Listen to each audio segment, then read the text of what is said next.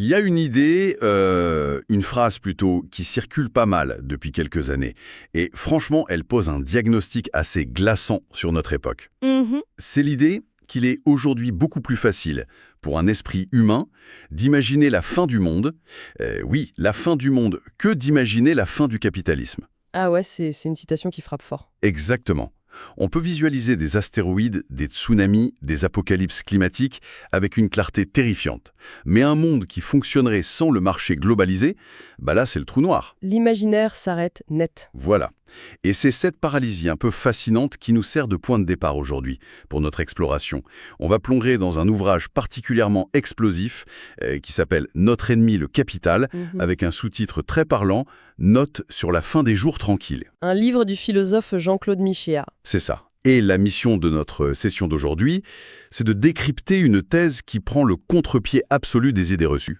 En gros, le livre avance l'idée que la gauche moderne et le capitalisme mondialisé ne sont plus du tout des ennemis, mais qu'ils sont en réalité devenus des alliés naturels. Ce qui, on ne va pas se mentir, est une affirmation qui risque de faire grincer énormément de dents. Oh que oui. Et c'est pour ça que... Et c'est justement pour ça qu'il est primordial de préciser d'emblée la façon dont on va aborder ce texte. Je tiens vraiment à poser un cadre strict pour ceux qui nous écoutent. Vas-y, je t'en prie. Notre but ici n'est absolument pas de distribuer des bons ou des mauvais points. On ne vient pas donner raison à l'auteur ni prendre un quelconque parti politique. C'est un texte très sensible. Oui, très. L'auteur critique avec une sévérité égale tant la gauche que la droite. Il déconstruit des idéologies de tous bords. Donc, on enfile nos combinaisons de protection, en quelque sorte.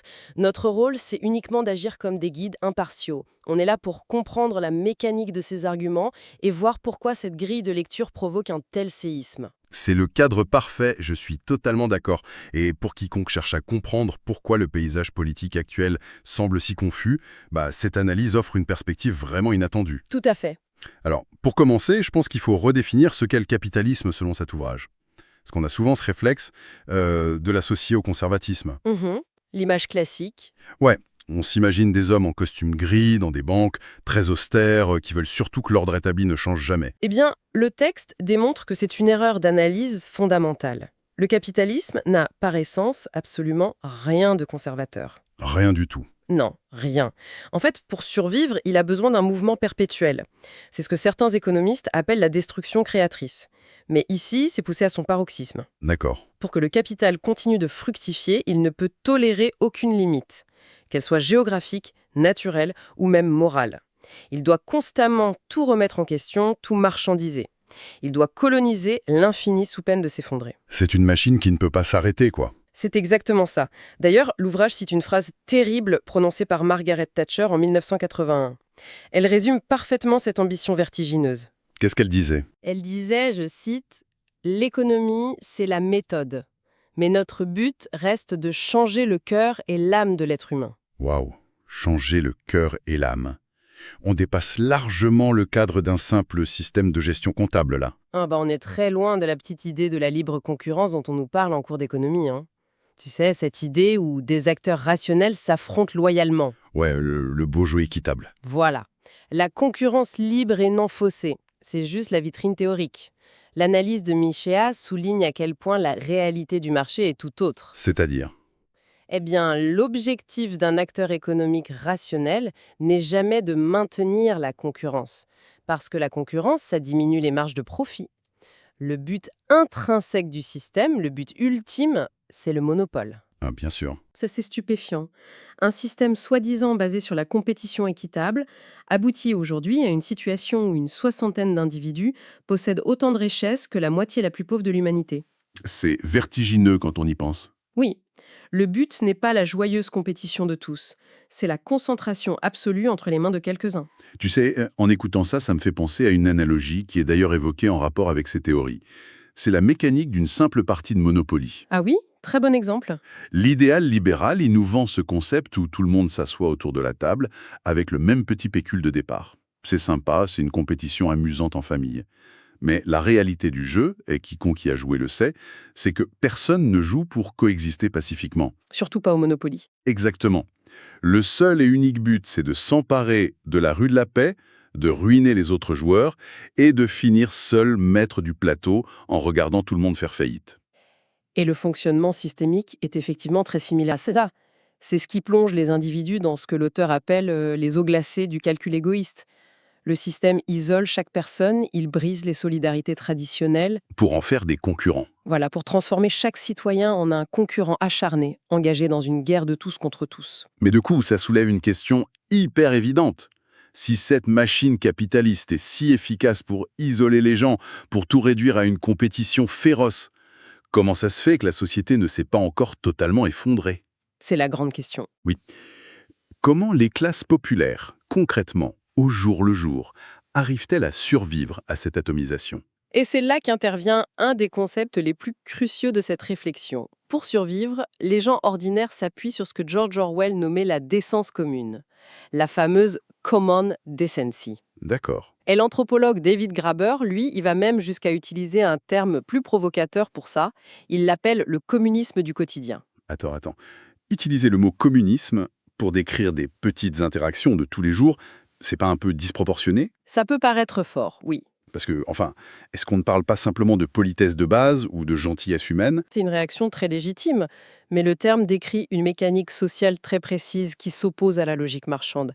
L'idée, c'est que la majorité des gens, surtout ceux qui vivent avec de faibles revenus, disons moins de 2 000 € par mois, ils survivent aux aléas de l'existence, genre une voiture en panne ou une fuite d'eau. Non pas grâce au marché financier, mais grâce à des réseaux d'entraide totalement gratuits. Oui, le voisin qui vient t'aider. Exactement. Et Graeber illustre ça avec une anecdote redoutable. Imaginons les bureaux de Goldman Sachs. Le temple de la haute finance. Voilà, l'endroit où le cynisme et le profit règnent en maître. Eh bien, si un tuyau éclate dans le couloir et qu'un employé demande à un autre de lui passer une clé à molette pour couper l'eau, Ouais, le collègue ne va pas répondre « D'accord, mais à quel taux d'intérêt et qu'est-ce que j'y gagne ?» ce serait absurde. Totalement absurde.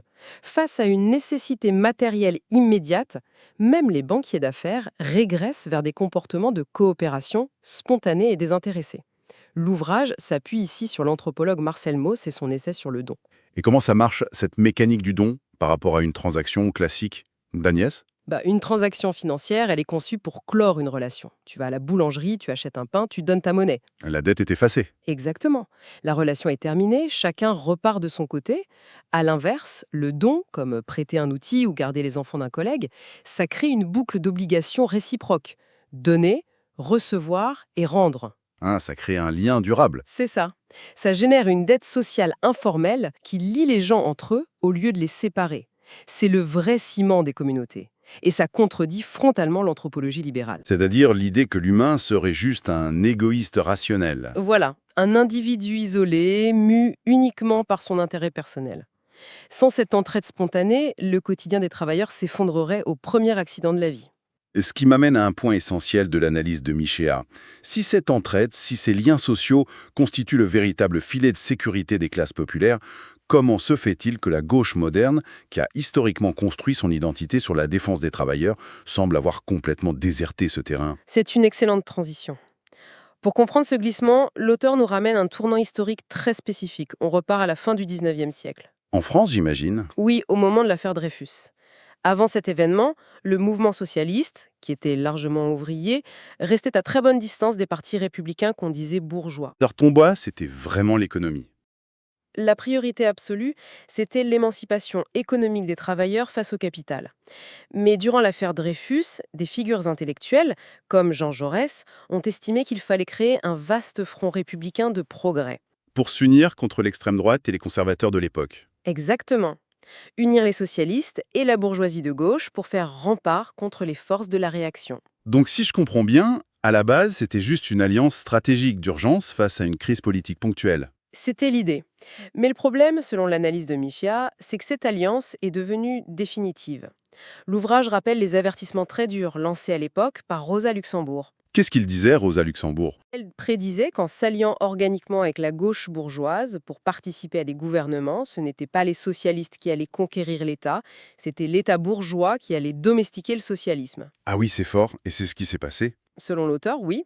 En acceptant de gérer l'économie capitaliste, la gauche a peu à peu perdu sa radicalité économique. Et du coup, pour compenser cette perte de radicalité sur le terrain de l'économie, il a fallu qu'elle trouve autre chose pour se définir comme étant de gauche. Absolument. Et là, l'ouvrage utilise un exemple littéraire que je trouve fantastique pour illustrer ça. Ah! L'exemple tiré du roman Cloche-Merle de Gabriel Chevalier. Je l'ai lu, c'est brillant. Vas-y, je te laisse planter le décor. Alors, pour ceux qui ne connaissent pas, on est dans un petit village. On a un maire qui est radical socialiste, donc très à gauche sur le papier. Sauf qu'il se trouve être également le plus riche propriétaire terrien de toute la région. Le paradoxe parfait. Voilà. Et ce maire discute avec l'instituteur du village, qui est lui aussi très à gauche. Ils cherchent ensemble une grande réforme, une mesure de progrès qui va marquer les esprits et surtout froisser le curé et les conservateurs du coin. Et logiquement, une vraie réforme de gauche en ce contexte. Logiquement, ça consisterait à augmenter les salaires misérables des ouvriers agricoles qui s'épuisent dans les vignes.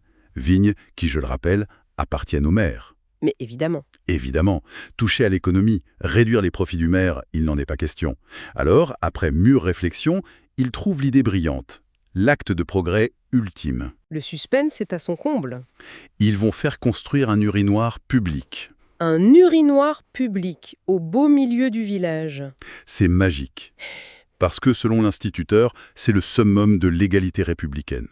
Tout le monde ira s'y soulager de la même manière, c'est hygiénique, et en plus ça va choquer les âmes prudes du village. Cette scène, elle résume à elle seule toute la thèse du livre. L'urinoir de Clochemerle, c'est la métaphore de la bascule vers le réformisme qu'on appelle sociétal. C'est-à-dire, À partir du moment où la critique de capitalisme et de l'exploitation économique est mise sous le tapis, un parti de gauche est contraint pour exister de devenir ce que l'auteur nomme le parti du mouvement. il doit bouger pour faire semblant d'agir. Aux symboles, aux traditions. Parce qu'un urinoir public ou toute autre réforme purement sociétale, ça ne coûte rien au système économique en place.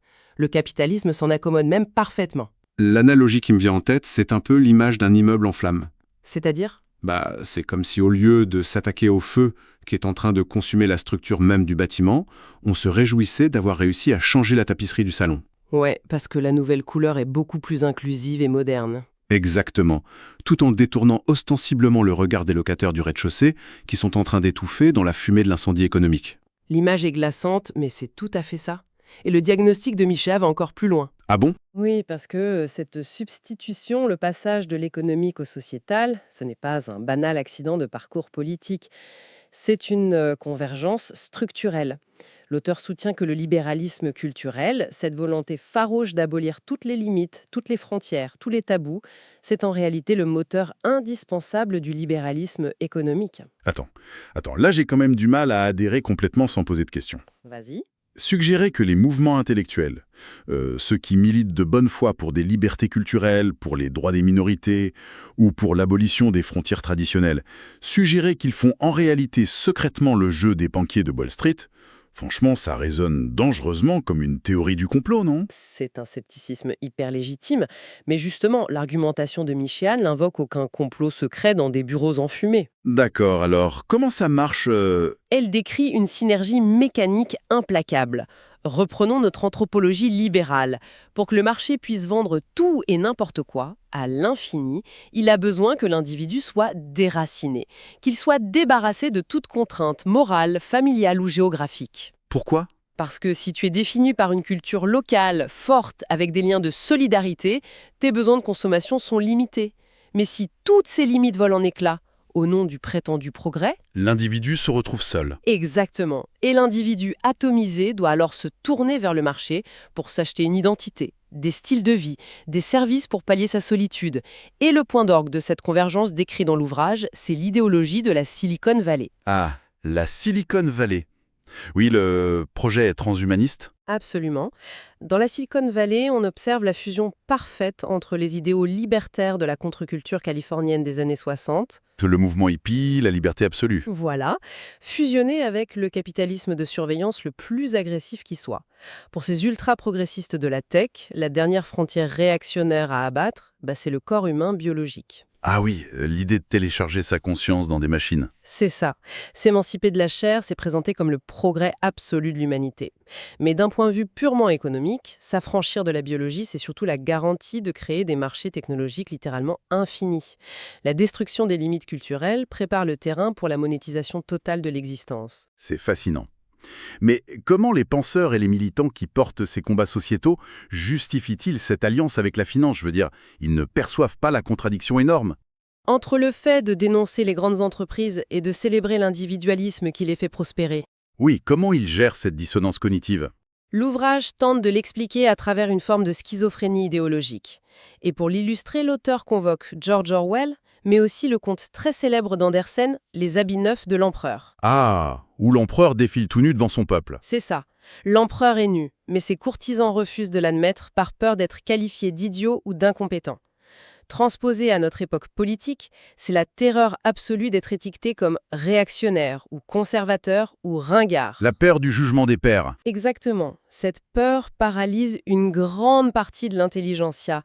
La peur d'être du mauvais côté de l'histoire les pousse à applaudir la nudité de l'empereur, à nier des réalités matérielles évidentes et à balayer d'un revers de main le bon sens populaire. Et d'ailleurs, cette attitude un peu distante, voire méprisante des élites, les sources rappellent que ce n'est pas un phénomène nouveau. Il y a une anecdote frappante sur l'écrivain Flaubert à ce sujet. Ah oui, l'histoire des bohémiens. Oui, dans ses correspondances privées, Flaubert écrivait de longues diatribes pour expliquer à quel point il idolâtrait les figures marginales de son temps. Tu sais, les bohémiens. Surtout parce que leur mode de vie exaspérait la bonne société bourgeoise qu'il détestait. Il aimait l'esthétique de la rébellion. Tout à fait.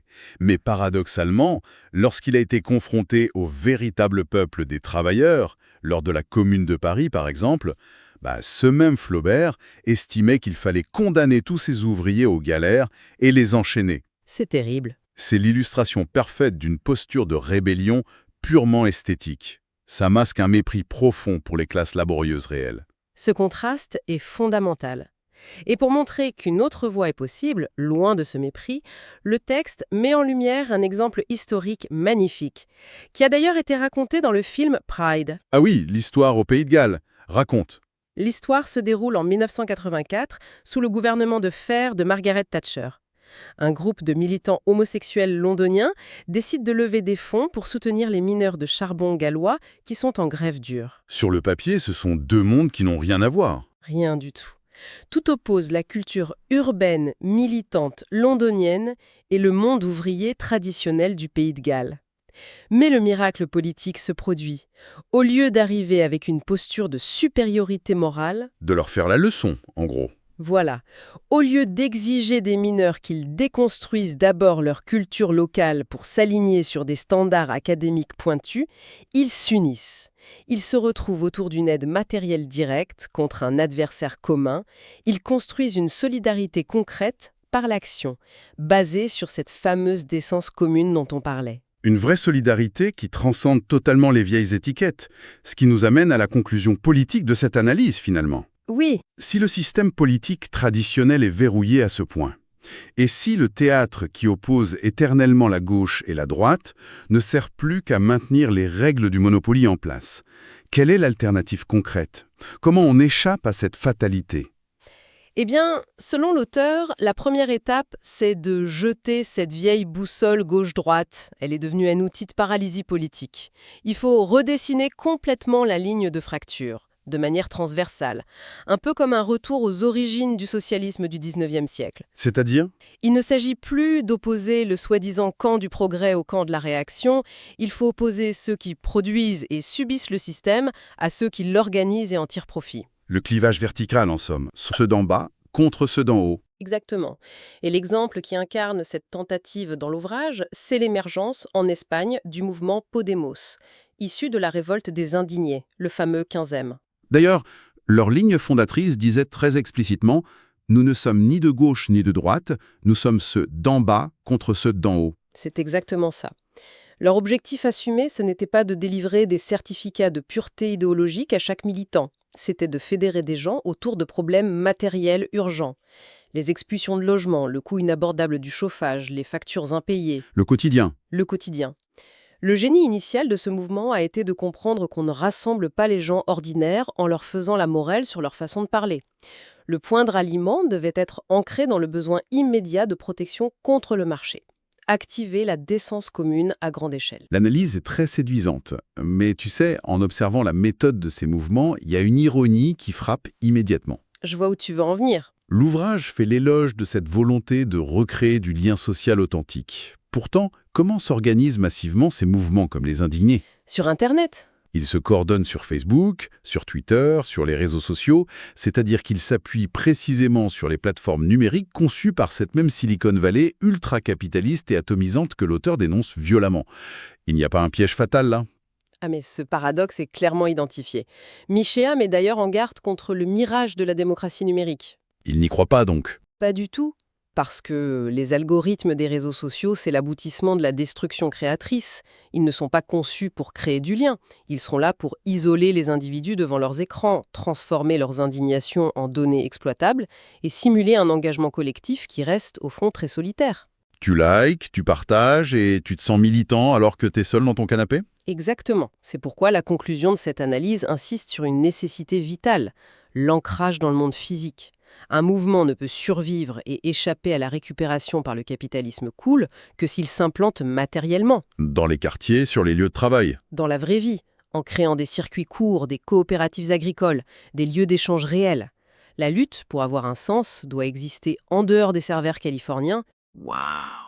Si on rassemble toutes les pièces du puzzle de cette exploration vertigineuse, on réalise le chemin parcouru. C'est clair. L'analyse nous a conduit d'un jeu de Monopoly économique, où le monopole est la seule vraie règle, au couloir de la mairie de Clochemerle, où un urinoir sert de cache-sexe à l'inaction sociale. Pour finir sur le constat que le concept même de clivage politique traditionnel pourrait n'être qu'un grand théâtre d'ombre. Un théâtre qui masque la seule vraie frontière de notre époque, celle qui sépare l'oligarchie d'en haut des classes populaires d'en bas. C'est ça. Et pour ceux qui nous écoutent, cette grille de lecture modifie profondément la façon dont on peut percevoir l'actualité. Oui, comment on regarde les infos finalement. Voilà. La prochaine fois qu'une vaste réforme, annoncée comme hautement progressiste, fera la une des journaux, l'exercice intellectuel consistera à regarder au-delà de l'emballage, à se demander froidement: est-ce que cette mesure aide concrètement les locataires, prisonniers de la maison en flammes, ou est-ce que, avec beaucoup d'éloquence, on essaye simplement de nous obliger à applaudir la nouvelle couleur du papier peint? Ça change radicalement la perspective. Et ça amène une ultime réflexion. Une pensée qui s'offre à nous tous pour conclure cette session. Je t'écoute. Si le but inhérent du capitalisme est d'avaler l'infini, de coloniser chaque parcelle d'interaction humaine pour la transformer en transaction financière, est-ce que la fameuse décence commune pourra résister? C'est la grande angoisse. Peut-on imaginer un monde où cette entraide naturelle et gratuite sera finalement captée par le marché, monétisée sous forme de services, d'applications payantes de voisinage ou d'abonnements premium à la solidarité? Le cauchemar. Ou bien, à l'inverse, est-ce que le simple fait de tendre une clé à molette gratuitement à un collègue dans le besoin demeurera, envers et contre tout, la ligne rouge infranchissable du marché, et par conséquent, l'acte de rébellion silencieuse le plus puissant de notre temps? C'est une question vertigineuse. C'est une réflexion qu'on laisse à notre audience pour prolonger le débat de leur côté. Un grand merci d'avoir suivi cette plongée dans les eaux profondes de la théorie politique avec nous, et à très bientôt pour une nouvelle exploration.